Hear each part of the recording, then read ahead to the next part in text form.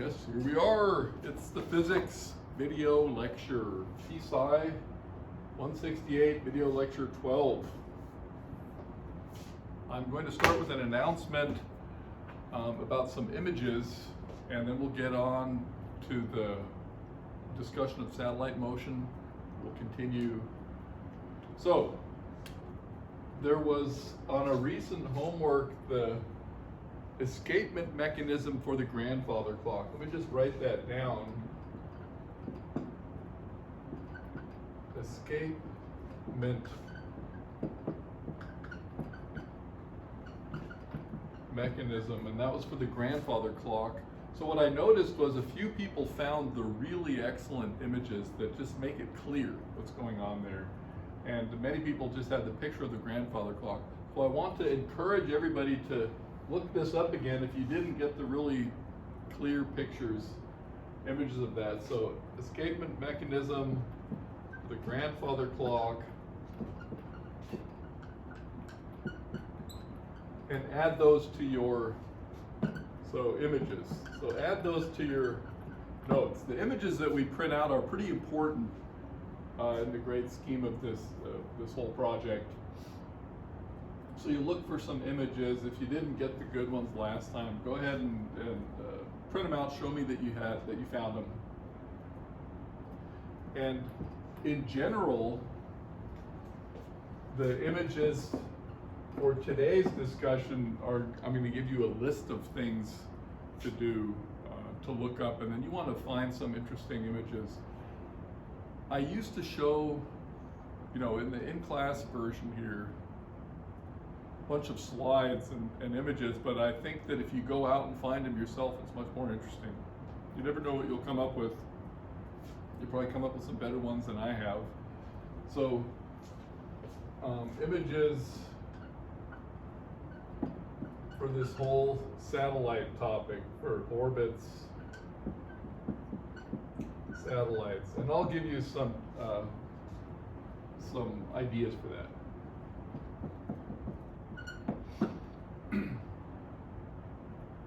Yeah, so I'll give you a list because we'll kind of go through a development here. Before we get there, though, we're going to review satellite orbits. I'll even just send this up, start with a fresh board.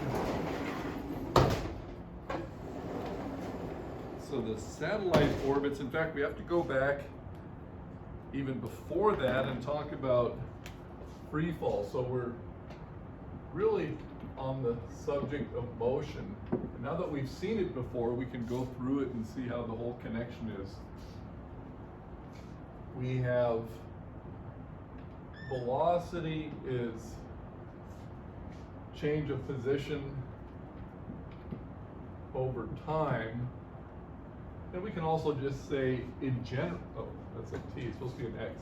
We can, in general, say it's just a distance over a time, right? The speed is the distance over a time. It's in meters per second. We have the acceleration is the change in velocity. I'll put my deltas there again.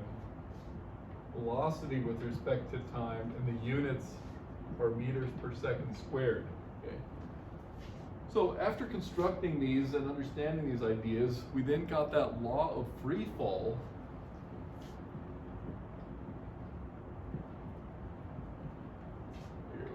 Get us a nice numbered list going this time. So we have the law of free fall. I drop something, it falls through a distance h, and that was 1/2 g time squared. So it's the distance time squared law, and as seconds progress, the distance grows enormously. So we had that. Now g, start another column, g on Earth, and that's all we've talked about so far, is 9.8 meters per second squared. So then we decided, how would we do an orbit? Well, we thought an orbit is really just a horizontal throw with the precise horizontal velocity. So horizontal throw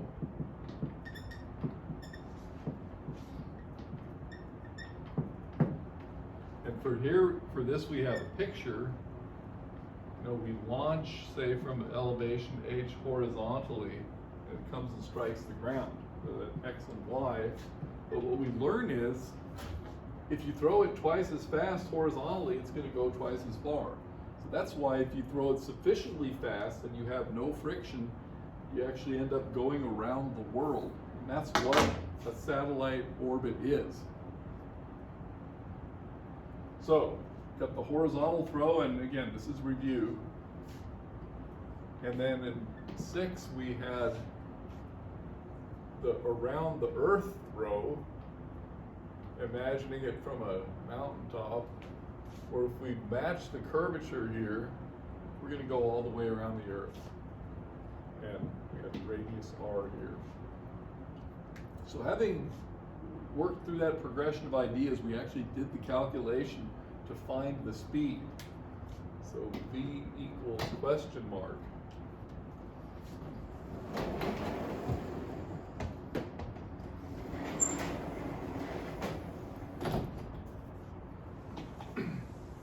And I'll repeat the calculation, and then we'll speak about it in more general terms. Right now we're still thinking about the Earth and launching something in an orbit around the Earth. So 7, orbital speed. And by the way, I'm going to use this calculation right there. So let's go ahead and do our picture here. You guys will remember it was the Pythagorean theorem. So this triangle here represents my horizontal throw. There's the radius. Radius is there again. This little h and this L. And the argument was L meters forward and h meters down in 1 second. And then that many meters per second will be the speed of our orbit. Use a little red here. So the actual true orbit is just, and you're wondering, are we just skimming the surface of the Earth? And in fact, yes. If we are above our atmosphere, say 100, 200 kilometers,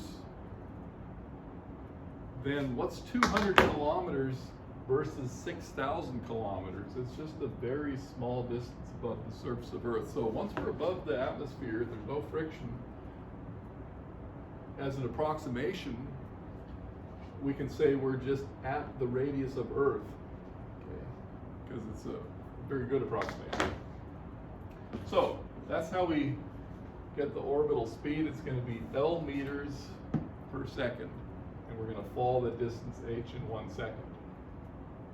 But yeah, this is the Pythagorean theorem, and from r squared plus L squared equals r plus h, the quantity squared, and we did that calculation, so you guys would want to practice this. We end up with L is equal to the square root, because we expand that out, right, of 2RH plus h squared. But then we remind ourselves, h for 1 second is 4.9 meters, and capital R is 6.3 million meters. Okay, so the h squared can be neglected. Something we do in physics all the time. And I can either say approximately, or I can keep the equal sign. So what we do is we say small, and then L approximately, but very, very good approximation, 2RH, with R equals R Earth equals 6.37 times 10 to the 6 meters, and H equal 1/2 G T squared, T equals 1 second, and that gives us just 4.9 meters. So if you plug those quantities in here and multiply them out, take the square root, you get L approximately 7,900 meters, and then we say V orbit is 7,900 meters per second. Okay. Yeah, once you've gone through this, then the progression of ideas should make a lot of sense. So here's where I want to go beyond this discussion. A couple of points. This will be an important note. We'll put it in this red box right here. And that is, this was a purely geometrical problem based on the properties of free fall. What if we were on the moon? Okay, the moon was orbited by the Apollo spaceships years ago. There's nothing in this picture that says it has to be Earth. Okay, we have to be at a near orbit. So if it was the moon, we could say radius of the moon and G of the moon, which is not, do I have my 9.8? So yeah, G on the moon is not 9.8 meters per second squared. G on the moon is about 1.6 meters per second squared. But if you take the lunar radius and the h for 1 second free fall on the moon, you're just going to get a different speed, and that's the one that your satellite would have to maintain a near lunar orbit. Right now we have Mars in the news, and the same thing holds for an orbit near the surface of Mars. We have to know the radius of Mars and its gravitational acceleration, which again is not 9.8, it's something else. And then this calculation holds true. So it's holding true for all manner of central bodies, we refer to them as. Good. Let's see where we want to go with that. So yeah, I'll put that as a note here.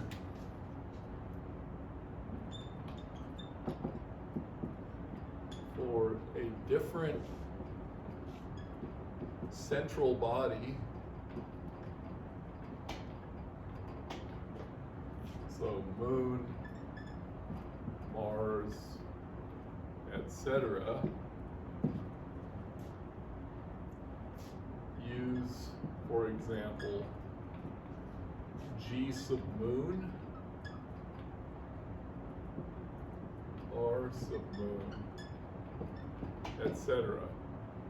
And you can calculate the near orbital speed. Now those aren't the only kind of satellite orbits, and I'll return to that later, but this is as far as we're going to take it.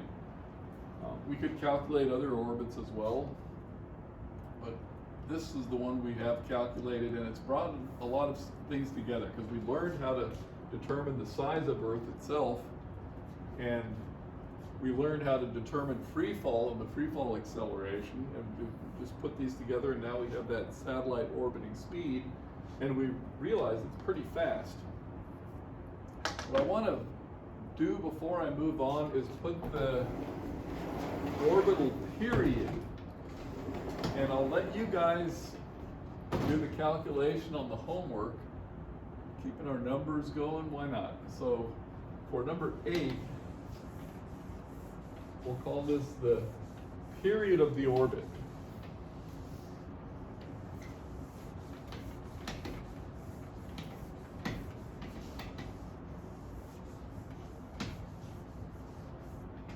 Okay, so this is 8, period of the orbit, and by that we mean how long does it take to complete one circumnavigation. So if we're orbiting our central body here, here's our little satellite, and you start the clock, and you come around, and the question is how long did it take? And we use the letter capital T for the period of the orbit. And we use the distance over time, so speed equals distance over time formula. So speed equals distance over time. That's the definition, meters per second, miles per hour. In this case, we have our orbital speed is the distance around, and the distance is a circumference, so it's 2 pi radius, and the time that we're looking for is capital T. So you're going to solve for that capital T, which will be 2 pi radius, in our case of Earth, divided by the orbital speed that we found up here. So leave some space in your notes. You have a calculator in hand, and just go ahead and do that and fill it in. And want to write it, first of all, this result will be in seconds because it's meters divided by meters per second, so the units are seconds. So homework, so T in seconds, and then T in hours. Want to do it in hours as well, you'll find it's around it's less than 2 hours, more than 1, less than 2. So try to get that as well. And remember, an hour is just 3,600 seconds. 1 hour equals 3,600 seconds. So that's how you convert it. So good, you'll have the period of the orbit. And what that'll tell you is that these satellites, they orbit the Earth a number of times per day. Okay. Give you a feel for the speed. That speed is considerable. Okay, 7,900 meters per second. And the number's going to play a role later on, because the question is, how do you even get something to go that fast? And what are the repercussions if it crashes? Okay. So we'll get to that in due time. Okay, let me consult the clock. Okay, great. So having mentioned these things, here's where I want to put together a list of images that you people should look up and print out as you find them interesting and germane. So instead of showing you a bunch of slides, I'll give you the list, and hopefully you'll discover some interesting stuff.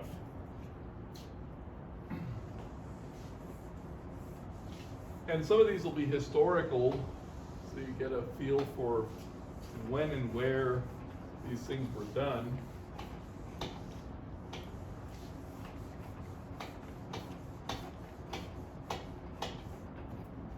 Okay, so let's just call this homework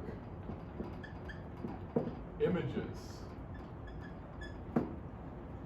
And so these are from the history up to the present. And the first thing you want to hear about and see is the Sputnik 1. Sputnik 1 and 2. So Sputnik 1 was the first satellite launched by the Soviet Union in 1957, I think. So look that one up, and you'll see it's only about this big. And Sputnik 2 was bigger. It was big enough to house a dog named Laika. So you can look up Sputnik 1 and 2. Then in pretty rapid succession, we had the Gemini program. Actually, Mercury first. The Mercury, Gemini, and Apollo programs. It's the US space programs. And then we had the space shuttle.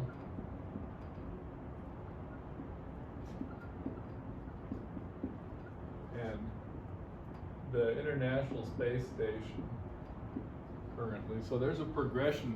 And the interesting thing about these is these were very close to the surface of Earth. Sputnik 1 and 2, Mercury as well, Gemini as well. Apollo, of course, launched all the way out to the moon. Okay. But the space shuttle and the International Space Station, again, very close to the surface of Earth. You know, if you're a couple hundred miles up, you're above the atmosphere and you're good to go. So yeah, you can get a progression of really interesting images on these things, and as you're looking them up, you'll see the relevant dates and other data as well that you can include. Now, I had feedback from one student who didn't have a printer, but you still want to look it up and do some hand-drawn sketches, okay? Because there's a ton of really interesting imagery here, and it'll make what we're talking about a lot more clear. See what else I have in this list. And again, we have that speed of all of these things. So I'll just, with the exception of the Apollo, these are all very close to Earth, and they're exactly what we're talking about here. And regarding the distance to the moon, because all of the near-Earth satellites have to achieve, do we have it up here? Have to achieve those 7,900 meters per second.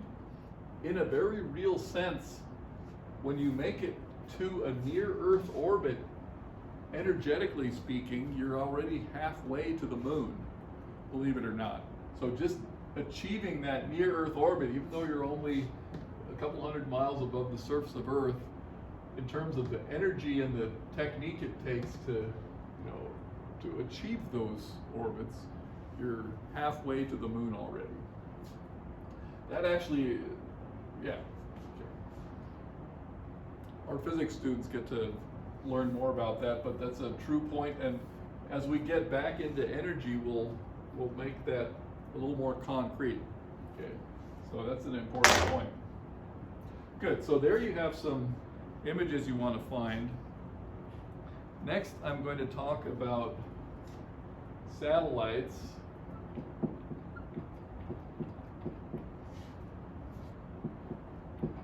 Satellite orbits in the following sense. We've already talked about near Earth, and the same physics holds for near to other central bodies. But I want you guys to see the difference between near Earth and other orbits. So look up GPS and see if you can get some information and images about those satellites and where their orbits are located. GPS orbits. And the third one that's really interesting is called a geostationary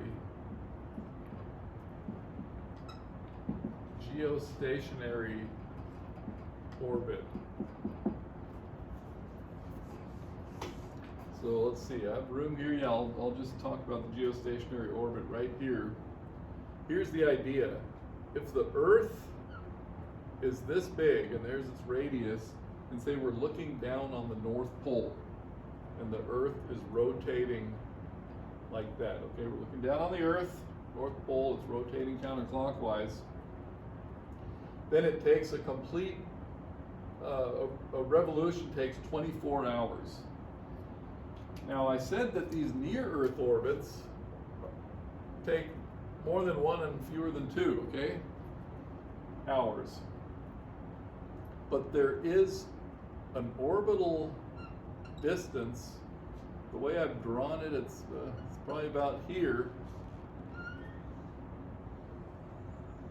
There's an orbital distance at which the orbit takes a full 24 hours. So the geostationary orbit has period t equals 24 hours.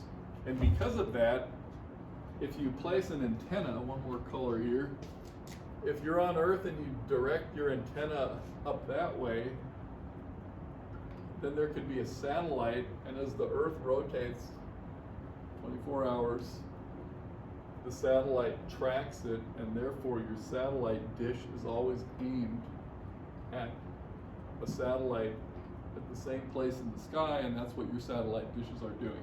So geostationary orbits are very important as well.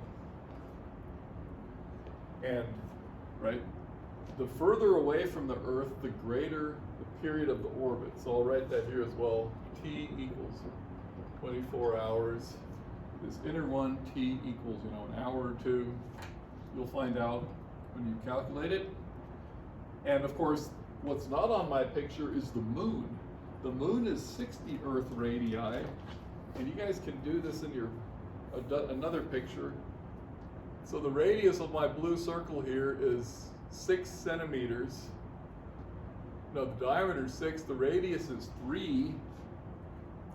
So 60 Earth radii, 3 times 60 would be 180. So if I go 1.8 meters out from here, there's 1, and I'll do another 0.8. Then I have the relation between our Earth and the moon, which is about a third the size of the Earth. So on the board here, I've just drawn the distance of the moon, moon from the Earth, and it would be arcing like this, right? It would have this large orbit. I think that 60 Earth radii was part of the astronomical data I was telling you guys to look up. So, and what's the period of the moon's orbit? T sub moon, approximately 27 days. Okay, so if you're really close, you're a couple hours. If you're out further, you're 24 hours. If you're out this far, 27 days. And for all of these circular orbits, essentially our original calculation holds true, but we have to modify, I don't have it right here, we have to modify G. We're not going to do that this semester, or in this class anyway, but we could. Okay, let's consult the clock. I think that's enough for today. Yeah. Okay, one more point here. Set the homework with images.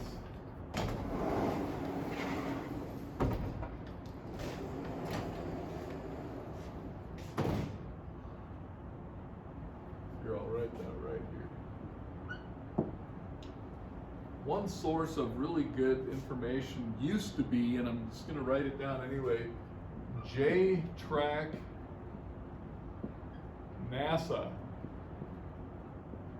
So if you do a search for J-Track NASA, just like I wrote now, J-Track NASA, it'll come up telling you that the program no longer functions, which is sad. But if you look for images, so if you search for this and then look for images, there you should find some very interesting images about satellite orbits as well. Okay, this is actually longer than I intended to go because I've left you with a lot of things to look up, right? You want to look up, first of all, from the beginning of your class, the grandfather clock escapement mechanism. See if you get a good one if you haven't already. And then you want to go through all of these and see what you find and get some good printouts of this for your notes. And some of them could be in a form where you could actually write on the pictures and label them with some of the information we have from here and some of the other information you find. But yeah, this progression you'll find very interesting. Sputnik, Mercury, Space Shuttle, and then these different orbits. You get the near Earth, the GPS geostationary. I used to demonstrate all of that with the J-Track, but see what you can find. Okay, good. Until next time, see you later.